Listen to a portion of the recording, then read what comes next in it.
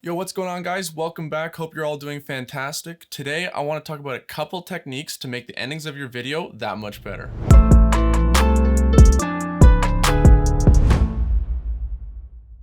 You want a strong ending to your video. It's the last thing your viewer is going to see, and it's the first thing they're going to remember. You want your ending to leave the viewer satisfied with what they watched, so it has some sort of finality and ties that video with a nice bow at the end. Usually as a beginner, you tend to end your video where it fades to black, the music fades down as well, and that usually happens because, your edit doesn't last as long as the song. Even to this day, I'll sometimes fade to black, but that's only if the piece really calls for it. So today, I want to show you guys a couple techniques to end your videos with a little bit more sugar and spice, and overall, I think it's going to step up your editing game. Before I jump into these techniques, I want to show you guys an example where I fade the video to black versus using the techniques I'm about to show you guys.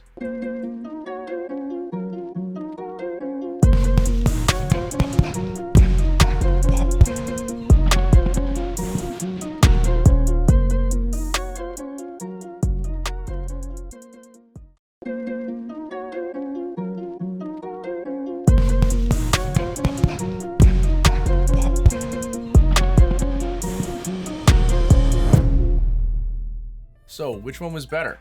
Personally, I think example B, that's money. So why don't we go right in program right now and I'll show you how I did it. So now we're in Premiere Pro, and like I said before, oftentimes the edit is a lot shorter than the length of the song. So we need to find that ending of the song. Once you find the end, you need to listen to find a note earlier in the song, near the end of your edit, to replace it with the ending.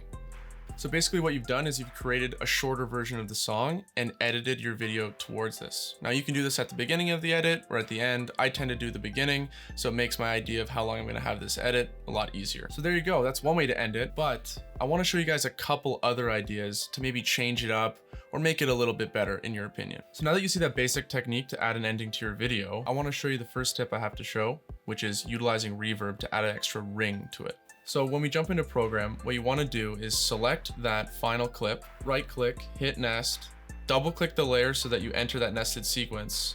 Click on the layer that you see there, hold option, drag down while holding option.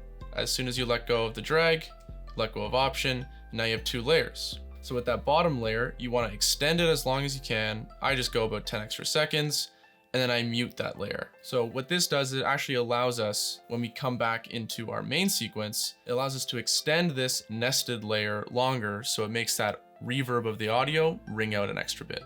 So now that we're on our main sequence again, and we have our nested sequence that's a bit longer, I'm gonna go over to my effects panel here, and I'm gonna drag on my preset, and I want you guys to copy these settings. I think they work generally for most songs, but really play around with them, the room size, the wetness, the dryness, all these things, the decay, to see if it fits the tone of your video or the sound of your song. And then oftentimes I like to crossfade to make it a bit more easy into it. Again, it's all preference and it's all what you guys think is best for you. So here we go, listen to it now with the reverb.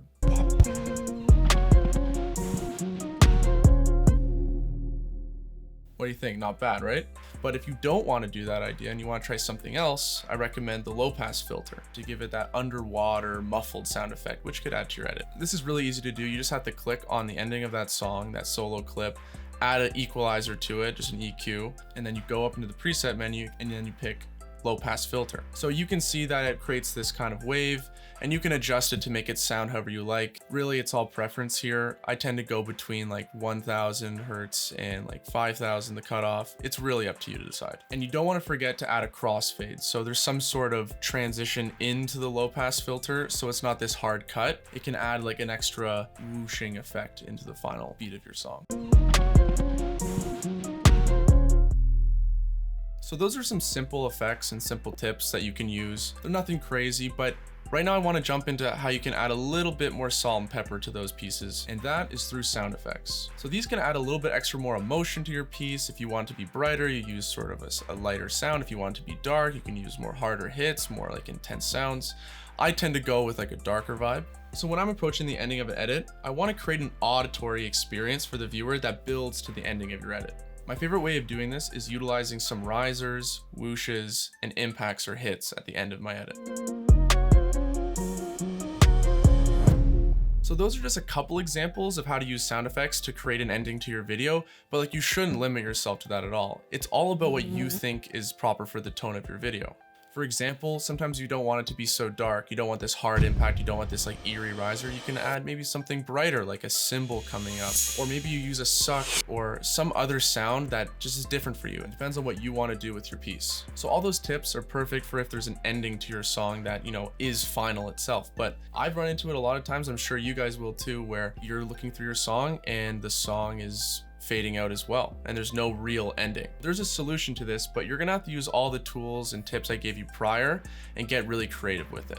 The solution is to look within your song and to see if there's a moment in it where like there's a break, or there might be a bridge, or there's some sort of moment where the song kind of fades out or has a little bit of a finality to it. So for example, I have a song here where there's a slight break before it enters a bridge.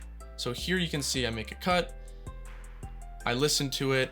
Does it sound like a good ending? Okay, it does to me. So I add my riser, then I maybe add an impact, maybe I add some reverb. It all depends on your song. And then I play it back and it sounds like the end of the song. Check this out.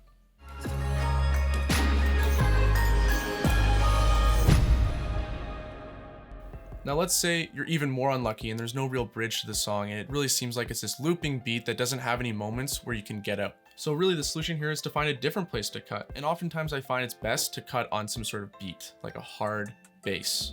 So here you can see I can make this cut with a little bit of room. I will fade the gain down with this keyframe, add a riser and add an impact. And it takes a little bit of playing around with, but then there you go. You have a nice ending to your video. Check this out.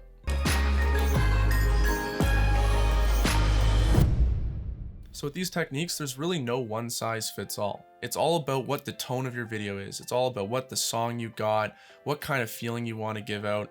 It's really just expanding your toolbox and creating a video that makes sense for you. All right, guys, thank you so much for watching. That's it for me. Make sure you like, subscribe, and I'll be back next week with some new ones. All right, guys, peace.